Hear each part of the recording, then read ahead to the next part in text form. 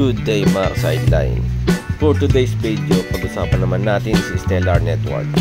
Sa blockchain na super mura at bilis pag-transfer ng pera worldwide. Basically, ang Stellar Network ay parang digital na bangko pero decentralized. Pwede kang magpadala ng pera o asset kahit saang mundo gamit ang blockchain tech. Walang hassle, mabilis, at low fees. For more info, visit lang sa official site nila.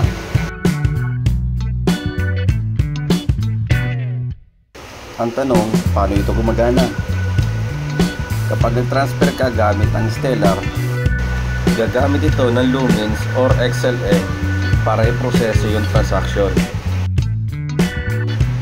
Instead na araw o oras, seconds lang. Tapos, done na! Pwede mong basahin ito sa Stellar Protocol Documentation. Bakit nga ba Stellar? Importante kasi dahil maraming traditional na paraan na pagpapadala ng pera ang matagal at mahal. Pero sa Stellar, mabilis, mura at secure ang transfer. Kaya naman ginagamit na siya ng mga malalaking companies like PayPal, MoneyGram at IBM.